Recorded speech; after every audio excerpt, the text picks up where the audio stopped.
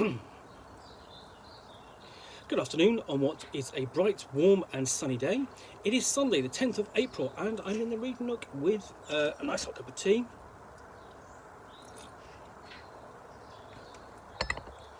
And a parcel to unbox. So let's have a look, see what's in here. I've also got the cat who is not ours on my lap, so he might intervene at any time if he's getting bored. I just got to be careful with what I do with the knife because I don't want to be cutting his nose, because he does like to get involved. So let's go. Doesn't want to. There we go.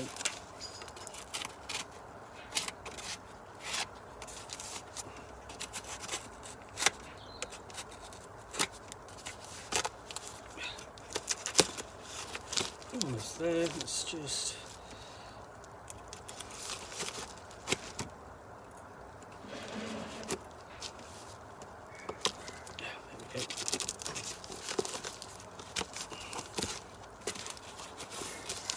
It's well packaged, so you just bear with me a moment whilst I get this undone properly,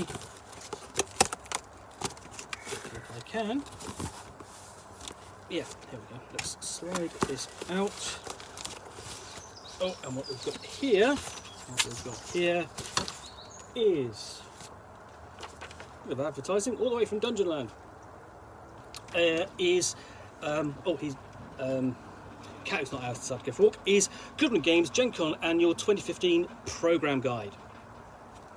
Now, this is put out every year by Goodman Games, and it's released at Gen Con, and it's always worth picking up, especially if you are a fan of the publisher's games, whether that's Dungeon Crawl Classics or Mutant Classics, which is the main titles that they do.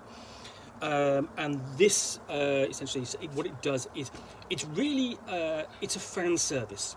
It spotlights their team of judges who go out and run Dungeon Crawl Classic adventures around the country, even around the world, and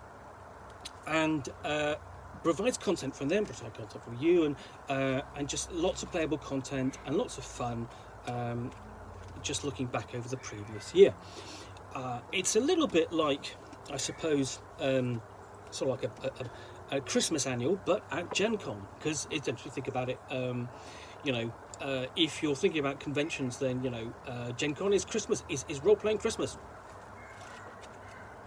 So we get into we've got one of the first adverts, I suppose, for Mutant Crawl Classics, which is Goodman Games' equivalent of Gamma World.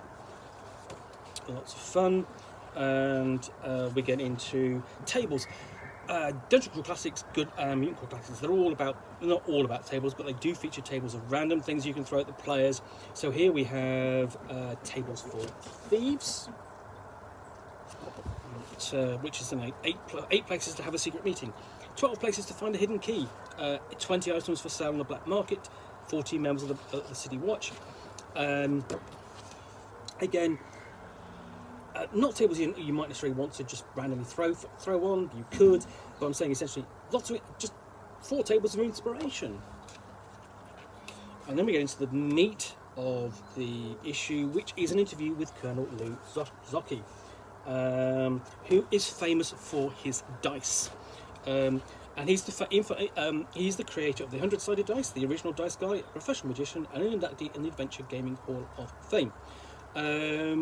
And basically, this is one big interview. He's basically going into essentially how he became the oldest distributor of Dungeons and Dragons, how TSR lost 8 million manufacturing dice, how he created a 79-sided dice that no one wants, and more, and why 13.85mm is the perfect thickness for a 5-sided die. So you've got quite a lengthy interview here. And quite detailed, and this is one of the nice things I think about the Goodman Games program guide. It does have space for articles like this, because there really are no kind of general gaming magazines. Something like this might have appeared in an issue of Dragon magazine, but we no longer have that in print. But with this, we do have it in print. You know, we do have an interview with one of the luminaries of the gaming industry, and this is what 1, 2, 3, 4, 5, 6, 7, 8, 9, 10, 11, 12 pages long. You know, the basic, here's a copy of the article, but basically showcasing his 100-sided die. Now, I don't have a 100-sided die because I'll go with percentile dice for it. Very much, thank you very much. Not easy to use. And then we have the following the dice theme, we have cranking up the funk in DC dice rolling. Not necessarily very interesting, but unless you really like to get into your probabilities and dice mechanics. But the dice theme is continued with 20 funky dice tables like D2 random monster encounters, or D3 3 things you might say to a troll if you suddenly met one, or D6 unlikely dragons for children's cartoons. Fairly silly piece, but you know, if you have an annual, why not? It's the perfect place for that. You need a bit of fun, and you know, it's all fitting with the sort of like the cartoonish silly artwork. So you know, you've got tables that just you have here tables for all of the Dungeon Crawl Mutant Crawl Classic dice, the Goodman Games game dice. You know, so obviously you got from D2, D3, D4, D5, D6, D7, D8, D10, D12, D14, D16, and so on, D24, all the way up to D30. So lots of tables there, all themed about their own themes and so on. Before we get on to the Black Feather Blade, which is a level 1 adventure for Dungeon Crawl Classics. And here we've got the background for it, getting the characters involved, and basically we have the adventuring location, nice map, sort of like nice things that Dungeon Crawl Classics Goodman Games does is it combines both sort of like scenery, you know, of the location with the maps, so it gives you sort of like a nice bit of perspective, a nice bit of physicality that just a plain map, I'll show you again, might not necessarily do. And then we've even got some options here for X-Crawl Apocalypse, the Athlete. This is by Brendan LaSalle. Let's have a look. So Daniel Day Bishop wrote Feather Blade, and we get into X-Crawl Apocalypse, the Athlete, which is a character class for the X-Crawl setting. The X-Crawl setting, imagine if you combined dungeon crawling with essentially worldwide wrestling, and turned it into a competitive sport and had leagues and so on, where it could get increasing, where you could sort of like, you start off in the bottom lower leagues and it's not that lethal, but you work your way, you know, you're going in with buff weapons, with your latex weapons, and then you're going up to sort of like more lethal actual play, and it's played out in arenas. That's what X-Crawl is, and it's a fantastic idea for playing dungeoneering in a modern setting. And next one, and that should actually be coming to, as I sit here, coming to a Kickstarter soon with the new edition, which I am really pleased for Brendan. He really deserves it. It's such a fun setting. And we have Appendix F, the Yoth Raider, which is an expansion of the Purple Planet author's edition glossography, which is a gaunt raider on the Purple Planet, and that's one of the settings for Goodman Games, which I've never seen, and I really wish I was able to get hold of it, but it's expensive and out of print. Then we have Evil Reborn, John Hook, which is a level 4 adventure for Dungeon Crawl Classics, and it's a sequel of sorts to Dungeon Crawl Classics 13, Crypt of the Devil, which goes all the way back, gosh, that's years and years ago.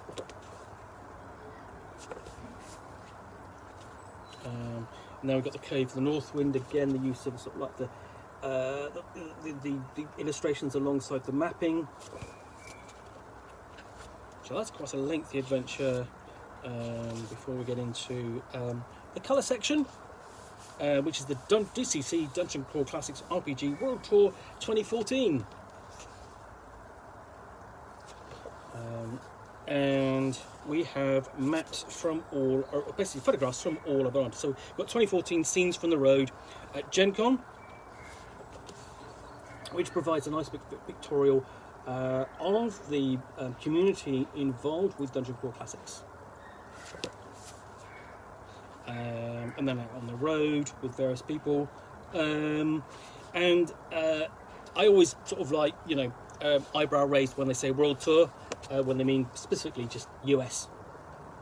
I know there are lots of players around the world, but these generally just take in the world, and basically including Gary Con, which is the big old school Renaissance style convention, which is held in Lake Geneva. And then CoastCon, Origins, Big Bad Con, Kingdom Con, Corn on the Cob, lots of different little conventions, and photographs from each of them, again capturing some of the people who played and the personalities involved, just capturing the past year.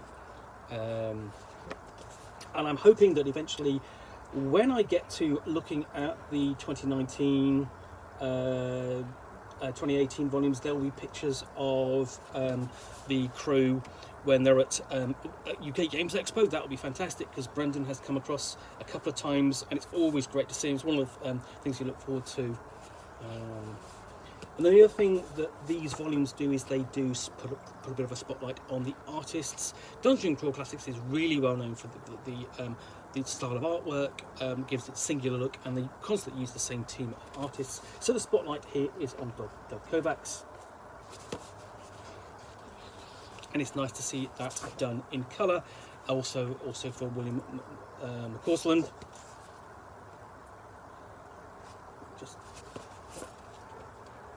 So that's the colour section. Before we get into Harleystroze, the 7th Pit of Sarah's Can, another DCC adventure, Dungeon Crawl Classics. See, you know, not got 1, 2, but 3 adventures for the role-playing game in here. So Dungeon Crawl Classics fans are getting lots and lots of content here, and this is a level 0 adventure. So it's a character funnel, and of course one of the features of a character funnel is that the player takes 4 player characters, all 0 level, all utterly rubbish. You know, they might be a farmer or a tailor or a miner,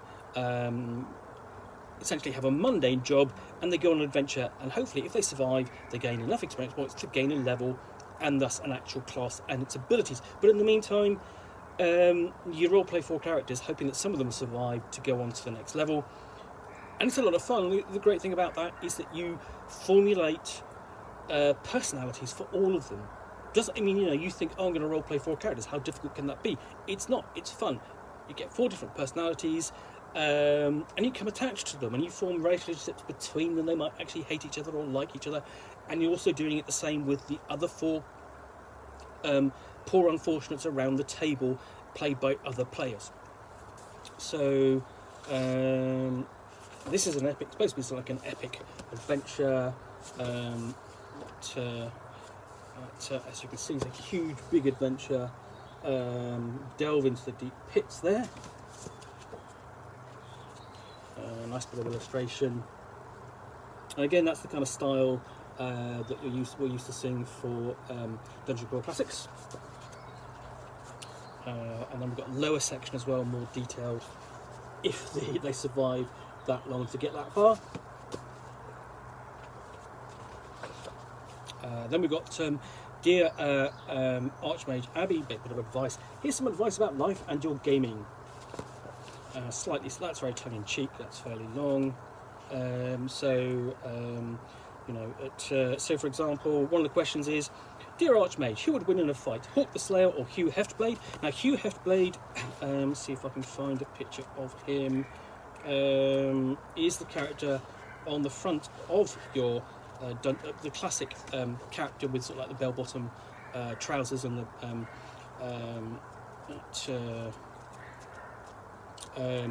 sword and the long blonde hair on the front of your copy of Dungeon Crawl Classics, depending upon the volume. Here he is. That's him there. Okay, there we go. So the question is, Who would win in the fight, Court the Slayer or Hugh Hefblade? I think it would be a great fight. Yours, a random roll for pen name, Carlos Danger. Dear Carlos, wow, okay, I'm going to type this slowly because judging by your question, you can't read very quickly. Now, honestly, do you think that the man who outlived Almanita, Jack Plimpton twice, Filcher Took, Crag the Gatherer, Cronin, Ming the Barber, Nala Darkelben, and Ratface Slipshot can even be taken down by somebody who couldn't even take out the smoke monster? Take a -1 until the Archmage feels you've had enough. Be sweet, Abby. PS, -1 lifted. I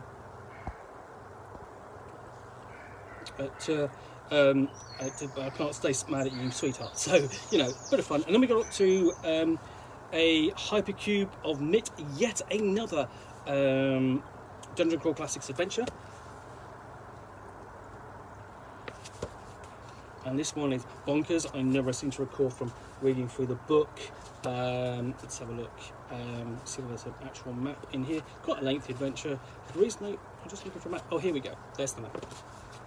Essentially, Hypercube, you're going in, essentially going in and coming out one side and sort of like trying to work out how this cube fits together. And it's sort of like hyperdimensional and strange. Then we have new devices for the Starship Warden, which is for Metamorphosis Alpha. So lots of different devices that you can throw into your game, because Metamorphosis Alpha is a game where the player characters need to find more devices to gain more power and be more versatile. And the same can be said to a certain extent of Mutant Classics, Classics, which is you can use the content in there across, and then we have physical pages or sections of physical mutations and plant mutations and lots of things like mental mutations, immune mutations, because player characters in Metamorphosis Alpha don't get better as such, they don't go up in hit points or levels, they gain more mutations and better weaponry. And when we have the 2015 mailing labels, these are essentially what the Goodman Games slaps on packages they send out, and some people do sort of like to collect them. Nice bit of artwork. And then we've got a best possible combination, which is a piece of fiction by Brendan LaSalle for his maximum X draw setting. So that's quite lengthy. Then we have classic Dungeon Crawl artwork folio for more from Doug Kovacs. So this again in black and white, but more of a spotlight for him.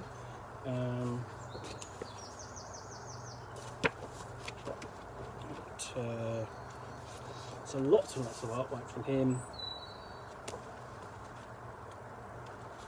Just keep showing it to you because such a lot. They really do a really nice job of showcasing the artwork in these books.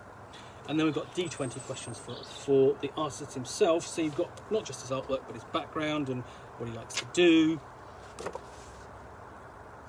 So that's quite a lengthy section. And if you're a fan of the Dungeon Crawl Classics artwork, then you'll enjoy reading this because you've got an actual proper interview as well. Followed by literally just more artwork. It's just sort of like it's really packed full of content this annual. And in some ways, because it's all different pieces, it's not a dense or difficult read at all. There's lots to get into. Then more, we've got one of the things that Dungeon Crawl Classics Goodman Games does is their alphabet books. So they've done a Dungeon alphabet and a Monster alphabet titles, and here's one for a Mythos alphabet. And this has since been developed into sort of like a Cthulhu alphabet book, which I must dig out at some point and review or show off. And so we have D is for Deep One, and it's not just, it's essentially, it just develops upon the theme with tables and ideas. So, you know, M is for Madness, T is for Tentacles, W is for Worshippers. So you've got 1d7 warped worshippers, 6 sinister cult leaders. And I mean, if you've got this, you can take it away and just carry on. You know, you can adapt this to Call of Cthulhu if you want to, because obviously at the time, Goodman Games would have been publishing the its own Age of Cthulhu line, of course, of which I was involved as an editor. And then we've got more Thieves tables, followed by a classic dungeon crawl portfolio for William of Corsland. So another artist thrown in the spotlight. So here we go. So more fantastic full-page pieces of artwork from him. And it's nice to have them somewhere where you can see them, not necessarily go back to the source. If you don't have the source, you've got them here in one spot and just enjoy them for what they are. So yeah, these fantastic pieces of artwork are really great. And I'm just sort of like flipping through to see what's here. More fantastic landscapes, just as simple as that. Okay, here's some more of his artwork. And again, and again. Dastardly dungeons. Remarkable rooms. I've got an advert there for Mutant Classics. And then over the page, we have a sneak preview of Mutant Classics, which wouldn't have come out just yet, but was coming out. I've done a review of it, and lots of all the content done first. So here we've got basically an introduction to character creation and how that works. And then just looking at the different character classes, like the mutant, and then chapter 3 mutations and so on. Just excerpts to give people a flavour of what the game is like. And if you've never seen it, do recommend looking at it. It's very fun, and we've got tables of different mutations that player characters can have, because mutations in Mutant Crawl Classics work like spells in Dungeon Crawl Classics. And then artifacts. Lots and lots of those. And yes, just trying to describe that to my players without thinking what that might be was a challenge. They were thoroughly confused and had very dirty minds. Got a bestiary as well. Patrons essentially AI's artificial intelligence instead of gods. So you've got different ones of those, and they grant their own different, essentially, programs or spells, or I should say, spells or programs. More fiction from Brendan Lassalle. And then we have the Judges Guild 1977 catalogue. There we go, because Goodman Games works with essentially the Judges Guild to bring back a lot of the classic content. For example, I'm thoroughly looking forward to the version of Dark Tower, which is one of the great models from the Judges Guild, written by Janelle Jacques back in the day. So this is a nice piece of history that you can browse and go, what was it like back then, 40 years ago? So yeah, that's everything in the very fulsome. Okay, here we go. We've got Gamers Yearbook submissions from the Gaming Public, with an advert for the Road Crew. That's the very fulsome, very thick content for the Goodman Games Programme Guide 2015. If you can find a copy, worth tracking down and reading. Lots of good content, especially if you're a fan of the old school Renaissance and Goodman Games. Anyway, I hope you have enjoyed this unboxing in the Nook. If you have, then please click on the like button down below. And of course, if you've got any comments or feedback, I appreciate you taking the time to post those. And lastly, if you want to be alerted to yet more unboxings in the Nook, where you'll see me out here with a parcel to unbox and a book or game inside, which I will unbox and chat about to the best extent of my knowledge for roughly 10 minutes or so, all of course accompanied by a nice hot cup of tea.